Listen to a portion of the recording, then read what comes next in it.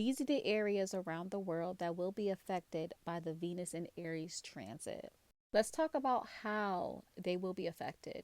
In like mundane and world astrology, Venus is associated with currency, with feminine energy and women and women's issues, children's issues, marriage, national birth rate, artists, musicians, the arts in general, and peace and diplomatic resolutions. Now, with it being in Aries, it's a little bit tricky because Venus is debilitated in Aries. The reason why is because Venus is again about balance, harmony, peace, tranquility, and beautifying. While Aries is not so much like that. They feel the energy within them and they go for it. They don't care about what other people think. They don't care about having peace and diplomacy. They will fight as long as that passion within them is, expressed and their point is heard. Is, quite a self-involved sign. So Venus doesn't feel comfortable here. What that shows to me is that, these issues that I just listed, there's going to be a difficulty because of the mismatch energy. Now, if you take a look at this map, the pink marker represents the Venus zenith and the red marker represents the Mars zenith. And planetary zeniths are basically the planet's projection onto Earth at any given moment. And this given moment is the zodiacal exaction of Venus entering 0 degrees Aries. But this is shown in a Mundo astrocartography chart, right?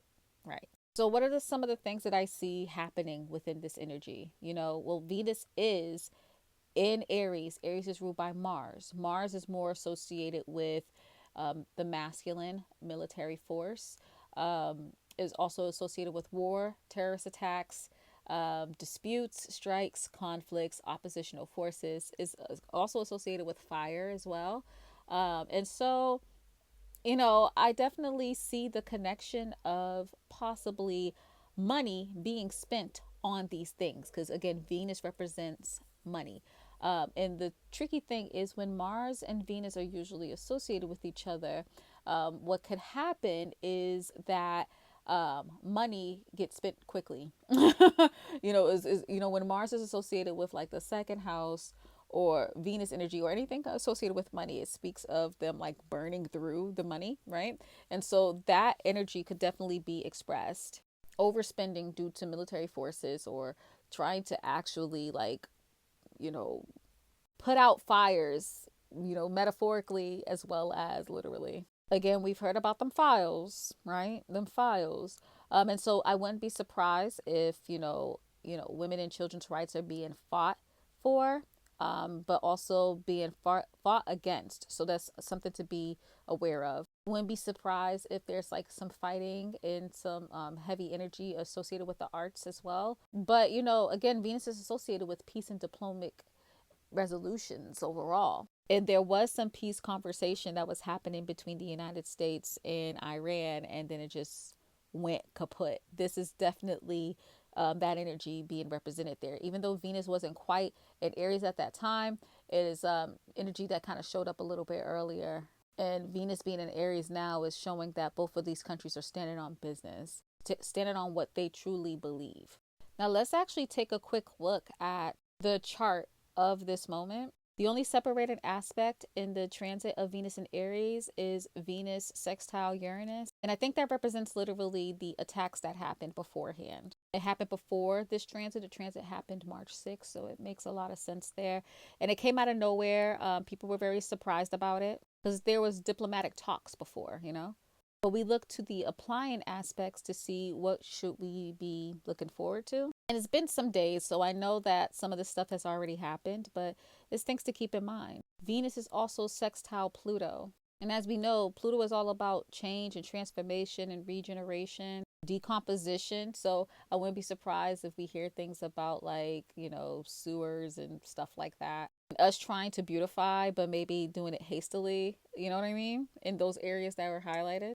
But overall, Pluto represents the things that are in the dark, right? And so these are like political underground, spies, organized crime, hidden wealth, violence, that there's like mystery behind it, things that are transformative. There's also a death related planet, detective work, and things just literally that's in the dark that eventually is brought into light.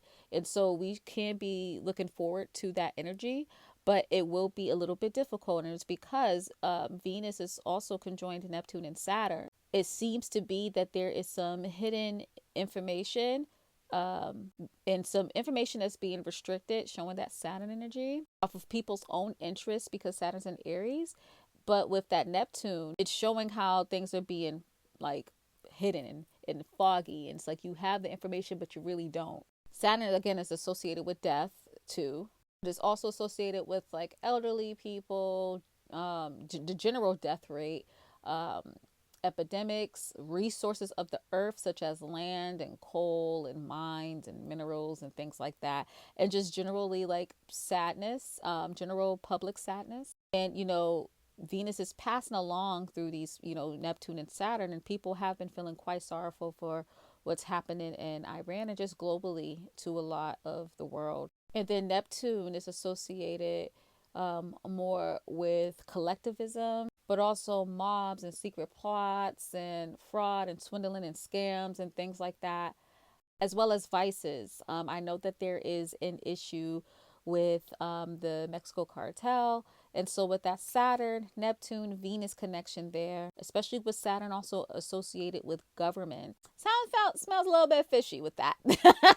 I don't know. Like, I think there's an actual cartel issue there, but I feel as if like maybe the government's being involved. Someone's government's involved in that. Especially with Venus representing money, Neptune also representing like prescriptions and drugs. But there's like a lot that's happening in the secret that we are not fully aware of. And I think that Saturn Neptune conjunction actually showed that, and how it resulted into the attacks in Iran. There's a number of energy in Aries and a lot of energy moving towards Aries. And Aries is a cardinal sign. So there's a chance that, there's a lot of things kind of bubbling up and showing up, but it could eventually die out soon. So there's that, especially because Aries is also a fire sign. It may not die out, but at least like taper off. That's what I see. And with, Aries being a masculine sign in polarity, things are just outwardly showing, and we're seeing it being expressed very loudly. I wanted to zoom in a little bit so we could see where these situations are playing out. Again, Venus is on top of Lake Victoria once again. Something is happening there. Shout out to Emily Astrology. Go follow them. I was having a talk with them in my comments, specifically in the Saturn conjunct Neptune video that I did with astrocartography. And they were saying that the dam that was made in Lake Victoria was made during a Saturn conjunct Neptune year, which is really interesting. Different sign, but still, there's something going on there for those planets to be on top of the lake like that. And there's another planet, Venus, on top of it too. I just think that's really interesting. I feel like it may have something to do with resources, especially because Venus is now conjoined Saturn and Neptune. And also the zenith is on top of Lake Victoria. I feel like it's something with the resources or having to spend a lot of money, burn a lot of money through repairs or something like that. And it's interesting because Emily felt that there could be something involved with repairs as well. So yeah, it's really interesting. The Venus midheaven line hits a lot of places that is going through like a lot of like turmoil when it comes to like war and attacks in the military. It's crossing through Sudan, and it's really close to Palestine and Lebanon, which recently got attacked. It is right in between Moscow and Kyiv, with the Ukrainian and Russian war. So, there's a lot that's going on here, a lot of money being spent, a lot of resources being used. Speaking of resources being used, the zenith line, which is horizontal, cuts through the Congo again, which we know that their big conflict is their resources being overused. I wouldn't be surprised if there's some issues too in the northern part of South America because of what's highlighted there. Issues with overspending. I know that Venezuela's been going through a lot lately. And it's interesting too because when it comes to the Mars line and its orb of influence, again, the UK is lit up there. France is lit up. A lot of African countries are taking their land back from France and other European countries. So it's really interesting. Comment below to tell me what you think.